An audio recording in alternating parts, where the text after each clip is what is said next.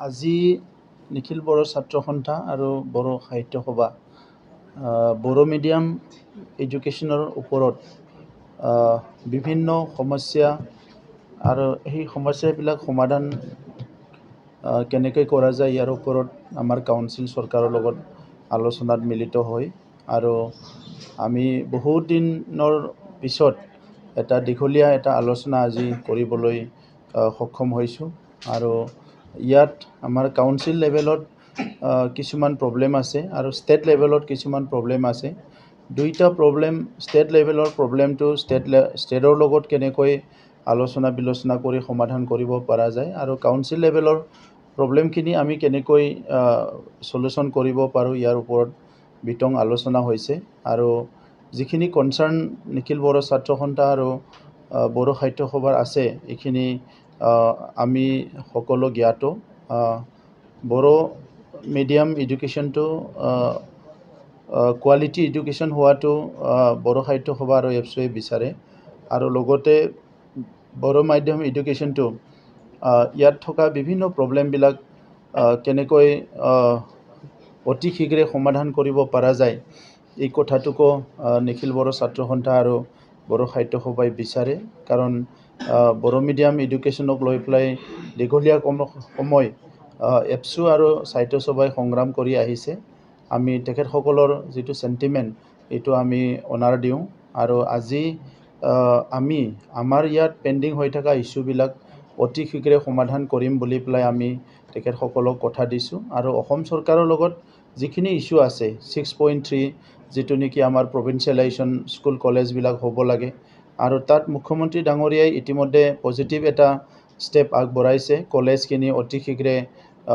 প্ৰভিন্সিয়েলাইজ কৰিব আৰু ইয়াৰ পিছত পৰ্যায়ক্ৰমে হায়াৰ ছেকেণ্ডাৰী হাই স্কুল ME LP লৈকে 6.3 ক্লজৰ দ্বাৰা ইয়াত প্ৰভিন্সিয়েলাইজ কৰাৰ কাৰণে এটা ব্যৱস্থা আছে আৰু যিবিলাক বড়ো মিডিয়াম টিচাৰ অভাৱ হৈ আছে তাত আমি কাউন্সিলৰ তৰফৰ পৰা টেট পাছ কৰি যিসকল আছে তেখেতসকলক আমি অতি শীঘ্ৰে এপইণ্টমেণ্ট দিবলৈ বিচাৰিছিলোঁ কিন্তু টেট সকলে ইয়াত বাধা দিয়া বা হাইকোৰ্ট কৰাত এটা যোৱা 2-3 মাহত যথেষ্ট আমাৰ ডিলে হৈ গ'ল এতিয়া আমি অসম চৰকাৰৰ শিক্ষা বিভাগক অনুৰোধ কৰিছোঁ আৰু ইতিমধ্যে শিক্ষা বিভাগে অতি শীঘ্ৰে স্পেচিয়েল টেট আমাৰ কাউন্সিলৰ কাৰণে পাতাৰ কাৰণে আগবাঢ়ি আছে আৰু সেই কাউন্সিল টেটটো হোৱাৰ লগে লগে আৰু আগৰ যিখিনি টেট আছিলে তেখেতসকলকো আমি এপইণ্টমেণ্ট দিব পাৰিম আমাৰ তাত যথেষ্ট ভেকেণ্ট পোষ্ট আছে আৰু 99ৰ যিখিনি শিক্ষক ইতিমধ্যে আমি 300তকৈ অধিক এপইণ্টমেণ্ট দিলোঁ ৰিমেইনিং যিখিনি শিক্ষক আছে তেখেতসকলক উইদিন 20 ডেইজ আমি চেষ্টা কৰিছোঁ যে উইদিন 20 ডেইজ যিখিনি ৰিমেইনিং আছে সেইখিনি আমি এপইণ্টমেণ্টটো দিম 2019 যিটো টেট সেই টেটৰ যিটো কথা সেই টেট পাছ কৰা সকলৰ কথাটোকে মই কৈছোঁ যিসকল টেট পাছ কৰি অলৰেডি আছে LP আৰু ME তেখেতসকলক আমি এপইণ্টমেণ্ট দিবলৈ প্ৰচেছ অলৰেডি চলাই আছিলোঁ আমি তাত এটা নমিনেল ইণ্টাৰভিউ এটা কৰিবলৈ বা এটা ইণ্টাৰভিউ কৰিবলৈ আমি গৈ আছিলোঁ এইখিনি সময়তে টেট যিসকলে পাছ কৰি আছিলে তেখেতসকলে হাইকোৰ্টত এটা কেছ ৰুজু কৰিলে আৰু ইয়াৰ কাৰণে এতিয়া ডিলে হৈ আছে আদাৰৱাইজ এতিয়ালৈকে এপইণ্টমেণ্ট কমপ্লিট হৈ গ'লহেঁতেন আৰু তেখেতসকলে ক্লাছ কৰিব পাৰিলেহেঁতেন তো সেইকাৰণে আমাৰ তৰফৰ পৰা আমি যথেষ্ট চেষ্টা কৰিছোঁ কি এই কেছটো কিমান সোনকালে নিষ্পত্তি কৰিব পাৰে আৰু আমি শিক্ষকসকলক এপইণ্টমেণ্ট দি পেলাই আমাৰ স্কুললৈ আমি পঠাব পাৰোঁ ৰেগুলাৰ কৰি পেলাই সেইটো আমি আমাৰ তৰফৰ পৰা প্ৰচেষ্টা আমি কৰি আছোঁ বহুতখিনি আগবাঢ়ি গৈছে আমাৰ PP বাৰ্মা ডাঙৰীয়া দেওবাখন হোৱাৰ আগতে বহুতখিনি কাম আগবাঢ়িছিলে কিন্তু তেখেতে স্বৰ্গবাসী হোৱাৰ পিছত ভূটানী ডাঙৰীয়াক চেয়াৰমেন দায়িত্ব দিয়া হৈছে আৰু ভূটানী ডাঙৰীয়াও কেইবালানি আলোচনা ইতিমধ্যে সম্পূৰ্ণ কৰিছে ষ্টেক হোল্ডাৰসকলৰ লগত গতিকে বহুতখিনি আগবাঢ়ি আছে মই আশা কৰিছোঁ যে কম দিনৰ ভিতৰতে আমাৰ যিটো BTR ৰেকৰ্ডৰ এটা ক্ল'জ ইনক্লুজন আৰু এক্সক্লুজন এইটো সোনকালে ইমপ্লিমেণ্ট হৈ যাব বা এইটো বাস্তৱত মানে ৰূপায়ণ হ'ব বুলি মই আশা ৰাখিছোঁ বহুত দিনৰ পৰাই তেনেকুৱা পৰিৱেশবিলাক পাই আহিছোঁ মই বড়ো মিডিয়ামত পঢ়িছিলোঁ কিন্তু হঠাৎ আমি ক্লাছ 9ত পঢ়ি থাকোঁতে আমাৰ টেক্সট বুকবিলাক চব ইংলিছ হৈ গৈছিলে তো অসুবিধা এটা সেকশন বা আমাৰ ষ্টুডেণ্টসকলে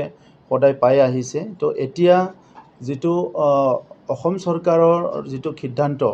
যে মেথছ আৰু ছায়েন্সটো ইংলিছ কৰিব, ইয়াৰ ওপৰত আজি আলোচনা হৈছে। বড়ো সাহিত্য সভা,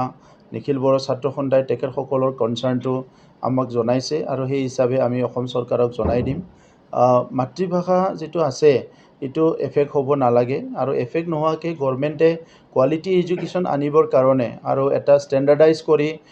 অল ইণ্ডিয়া কম্পিট কৰিব পৰা যিবিলাক ইনিচিয়েটিভ লয়,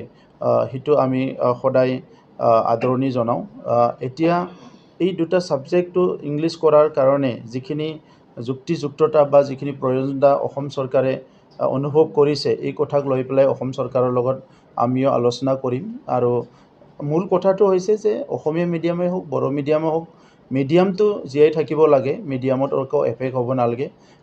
ইয়াৰ বাহিৰে বাকী আজি ছায়েন্স আৰু টেকন'লজিৰ যুগত কি কি প্ৰয়োজন, সেই কামখিনি আমি কৰিব লাগে। কাৰণ আমাৰ ছাত্ৰ ছাত্ৰীয়ে চাকৰি পাব লাগিব, সুবিধা পাব লাগিব আৰু নিজৰ কেৰিয়াৰটো যাতে গঢ়িব পাৰে, ইয়াৰ কাৰণে ব্যৱস্থাটো কৰিব লাগিব। বাট এইখিনি কাম কৰিবলৈ যাওঁতে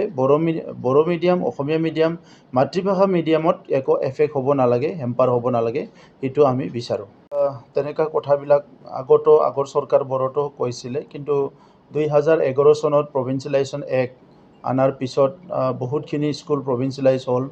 আৰু এতিয়া অসমত স্কুল প্ৰভিঞ্চিয়েলাইজ নহ'ব বুলি এটা কথা ওলোৱা মই দেখিবলৈ পাইছোঁ। কিন্তু বড়ো মিডিয়ামৰ ক্ষেত্ৰত যোৱা 2020 চনত যিটো BTR চুক্তি আছে, এই চুক্তিৰ 6.3 ক্লজটো এইকাৰণে আমি তাত ইনচাৰ্ট কৰা হৈছিলে, কাৰণ ইয়াত বহুতখিনি স্কুলৰ প্ৰব্লেম আছে। আৰু মই ইতিমধ্যে শিক্ষামন্ত্ৰী ডাঙৰীয়াৰ লগত মুখ্যমন্ত্ৰী ডাঙৰীয়াৰ আলোচনা কৰিছোঁ যে 6.3টো কোনো এফেক্ট নহ'ব আৰু ইয়াৰ দ্বাৰাই নিড বেছ যিখিনি একদম প্ৰয়োজন স্কুল, সেই স্কুলখিনি প্ৰভিঞ্চিয়েলাইজ কৰাৰ কাৰণে মানে এটা কমিটি আছে, এই কমিটিয়ে ইয়াৰ ওপৰত মানে ভেৰিফাই কৰি আছে। বাইক অনसायगिरिफोरनि थाखाय मोनसे मोजां खौरां। क'क्राझार जिडी र'ड एक्सिस बेंक साखाथियाव थानाय दावहारु अट' एजेन्सिया नोंथांमोननि थाखाय लाबोदों दामाका स्पेशल अफार। खम बेसेनावनो नोंथांमोना बाजाजनि गुबुन गुबुन मडेलनि बाइक फाइनान्स खालामना नोंथांनि सिमांखौ जाफुंहोनो हागोन। 13,800 रांनिफ्राय जागायना 19,500 रांजों नोंथाङा बाजाजनि गुबुन गुबुन मडेलनि बाइक जेरै प्लाटिना, पालसार बायदि गुबुन गुबुन मडेलनि बाइक लानो हागोन। बाइकजों लोगोसे बेसेन होनाङालासे मोनफागोन गंसे हेलमेट। बाइगिरि बिथांमोना गोरलै राहाजों बाजाजनि फाइनान्स लिमिटेड नङाबा एक्सिस बेंक लिमिटेडआव फाइनान्स खालामनो हागोन। गोबांथार फोरमानलाइफोर गथायनो गोनांथि गैया, खालि फट' गांसे, पेन कार्ड, आधार कार्ड, भटार आइडि आरो सोलिबाय थानाय मोब्लिबनि बिल होयोब्लानो बे सुबिदाखौ लानो हागोन। गोबां मिथिनो थाखाय 8473883986 036612705550 9957644326 आव फन खालाम।